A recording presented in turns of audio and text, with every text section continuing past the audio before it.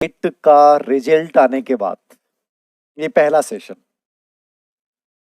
कोई भी रिजल्ट आता है और जब एक ऐसी भर्ती प्रक्रिया का रिजल्ट आता है जिससे लाखों बच्चों का, बहुत सारे लाखों परिवारों का उम्मीदें और भविष्य जुड़ा हुआ होता है, तो याद रखना एक माहौल बहुत अलग हो जाता है। मैं 2 दिन से शायद बहुत सारे बच्चों के जवाब नहीं दे पाया। हजारों बच्चों के आपके मैसेज आए, शायद रीड भी नहीं कर पाया होगा मैं, जिनके पास मेरे पर्सनल नंबर थे। बहुत सारे बच्चे सेलेक्ट हुए हैं, लेकिन सबसे बड़ी बात यह है कि 1,96,000 बच्चों ने एग्जाम दिया। 1,96,000 बच्चों ने एग्जाम दिया, लेकिन उनमें से लगभग 42,000 के आसपास बच्चे फिलहाल प्रोविजनल लिस्ट में शामिल हैं, और उस लिस्ट में से 21,000 रख लिए जाएंगे और बाकी 21,000 बाहर हो जाएंगे। बहुत सारे बच्चों ने लिखा है, सर मेहनत हमने भी की थी, हमने भी सब कुछ छोड़ा था सर, आपने जो बताया वही स्ट्रेटेजी फॉलो की, फिर आपके बहुत सारे बच्चे सेलेक्ट हो गए, हमारा नंबर क्यों नहीं आया? हमारी किस्मत कमजोर थी या कुछ और था? मैं हमेशा इस चीज की वकालत करता हूं कि किस्मत को बदला जा सकता है, क्योंकि मेरी लाइफ में मोटिवेशन का बहुत बड़ा रोल रहा है, इसलिए मैं मोटिवेट बहुत करता हूं। कल मेरे पास बहुत सारे 10 से 11 लड़कियों की पिताओं के फोन आए, इस बात के लिए कि सर हमने अपनी बच्चों को सोचा नहीं था कि ये पढ़ेंगी, हमने उम्मीदें छोड़ दी थी। उन्होंने मेरे से बात की तो मुझे, मेरी आंखों में आंसू आ गए कि यार ये ठीक है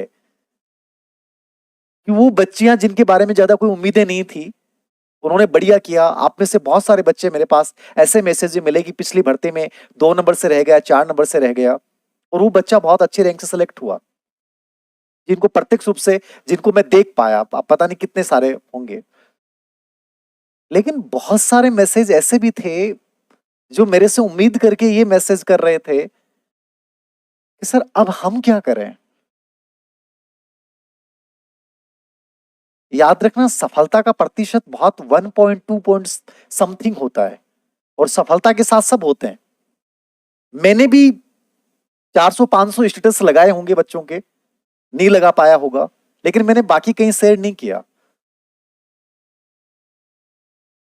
कोचिंग वाले, बहुत सारे यूट्यूबर, सब अपने अपने स्क्रीनशॉट शेयर कर रहे हैं बच्चों के, और हर आदमी इस प्रक्रिया में श्रेय लेता है अपने आप को बढ़ावा देने के लिए, किसी भी रूप में। मान लीजिए यूपीएससी का रिजल्ट आया, बहुत सारी कोचिंग वालों ने, जो सक्सेसफुल बच्चे हुए, उनके ऐड दिए, लेकिन उन्होंने ये नहीं बताया कि हमारे पास बहुत सारे असफल बच्चे हुए, उनका क्या। ये स्वाभाविक प्रक्रिया है, ये दुनिया हमेशा उगते सूरज को सलाम करती है। तो जिन बच्चों का चयन हुआ है, उनको मेरी तरफ से ढेर सारी शुभकामनाएं। वो बधाई के पात्र हैं, और उनको उज्जवल भविष्य की कामना कि वो लाइफ में बहुत उन्नति पे जाएं, यहां तक रुकना नहीं है। लेकिन जिनका नहीं हुआ, उन बच्चों के लिए मैं स्पेशली बात कर रहा हूं कि हो सकता है तुम नाकामयाबी के अंधकार में घिरे पड़े हो सकता है कि रिश्तेदारों के कमेंट्स तुम्हारे कान में आ रहे हैं, हो सकता है कि तुम अपने मम्मी पापा के लटकते चेहरे को देखकर अपने आप को अपमानित महसूस कर रहे हो सकता है तुम्हारे दोस्त अपने स्टेटस लगा रहे हैं, कोई टीचर स्क्रीनशॉट शेयर कर रहा है। इस ऐसे परिवेश में वो बच्चा अपने आप को अपराध बोध से ग्रसित मान लेता है कि मेरा स्टेटस धीर सर ने क्यों नहीं लगाया, आज धीर सर के मोबाइल में मेरा नंबर क्यों सेव नहीं हो पाया, अब पता नहीं क्या होगा।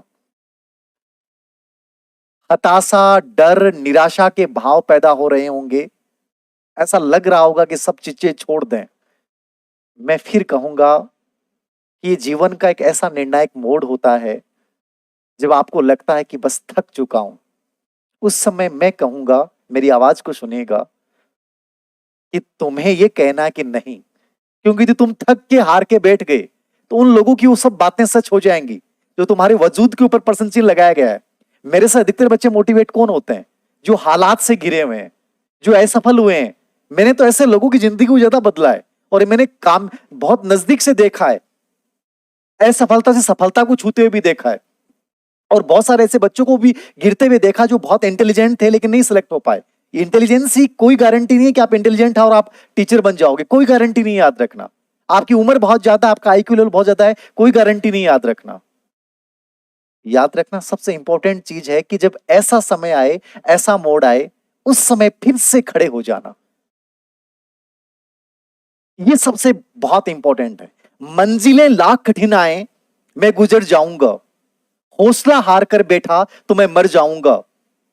लाख अंधेरा रोके मुझे, मेरी मंजिल पर जाने से पहले मैं उसको चीर कर लोगों के दिलों में उतर जाऊंगा। ये जज्बा मैं चाहता हूं कि मेरे स्टूडेंट्स में होना चाहिए। मुझे स्क्रीनशॉट शेयर करने की आवश्यकता नहीं।